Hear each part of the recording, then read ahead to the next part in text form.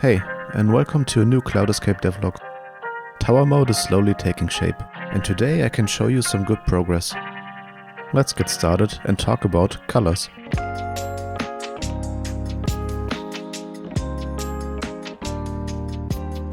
I really like the clean look of grey meshes without materials, but I simply can't run away from creating a color concept and materials forever. I experimented a bit with the colors in my toon shader and initially came up with the following color concept. But somehow the colors clash with the environment. Plus, the high contrast makes the whole appearance look cluttered. So I tried to imagine the finished tower in my mind, and it was exactly this phase that was so important to come up with the final result. But enough of the words, this is the new color concept I have chosen.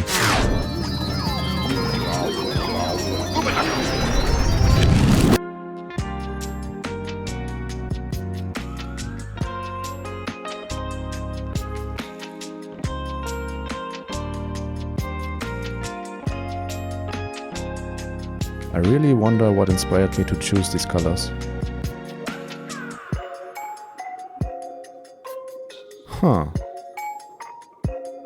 Honestly, I was actively looking for potential color concepts, especially in other video games.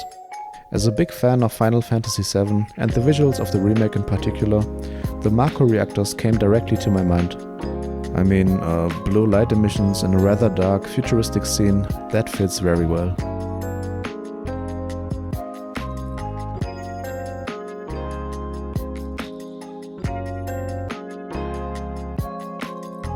I also thought the concept of the artificial daylight through the fake suns in Sector 7 was pretty cool, so I made the top area of the tower look like a ring of giant spotlights. I really like the look.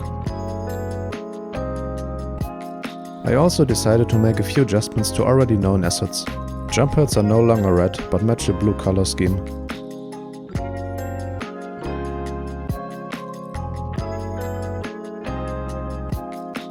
All collectibles are yellow and gold.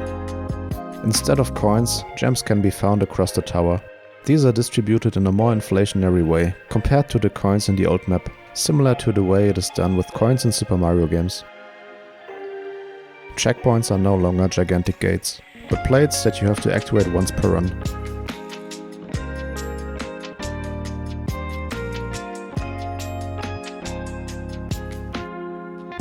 For checkpoints, there will be a corresponding teleporter on the lowest floor. To achieve this look, I used the same toon shader I already used for the original game mode. I'm using the following features of the shader. Self-lit. With this feature I can use an emission map and configure it a bit. Intensity, color, power, and so on. Self-shadow. Activates a shadow on the mesh that depends on the current viewport. Here you can configure additional parameters, intensity, hardness of the shadow, you get what I'm saying.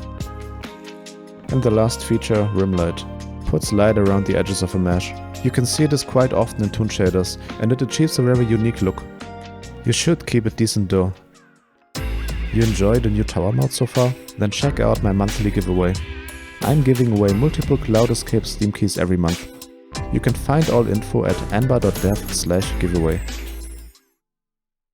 Let's move on to a few more visual adjustments. The clouds below the tower are now animated and move up and down like waves.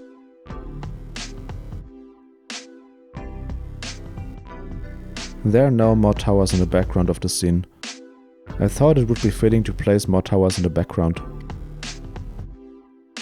Here I used the basic structure of the actual tower, but reduced the details drastically using Blender's Decimate modifier. Some elements which you've already seen in the last devlog have been adapted to the new color concept. In addition, they are now animated. Last but not least, I'd like to talk about a few new mechanics in tower mode. These are rotating bumpers that knock the player several meters away on contact.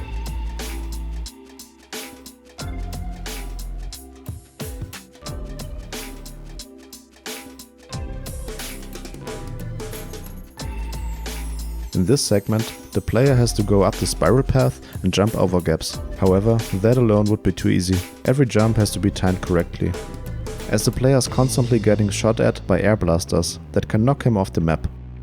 I have not implemented the logic for this yet. However, I think about it as follows. An air blaster charges up, visible by a particle effect, and audible by a sound effect. After the blaster is charged up, it shoots out a blast of wind.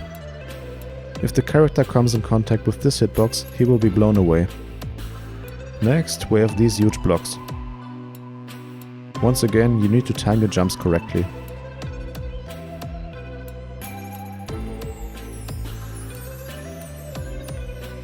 The last thing I'd like to talk about is layer 4.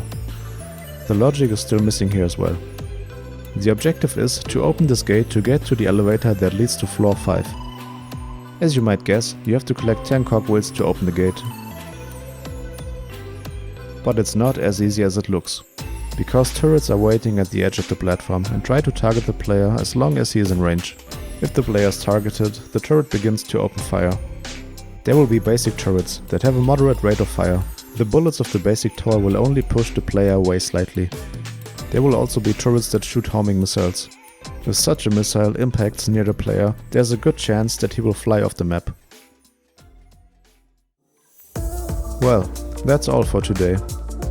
How do you like the new color scheme? And what do you think about the new mechanics? I really like to know. Feel free to let me know in the comments.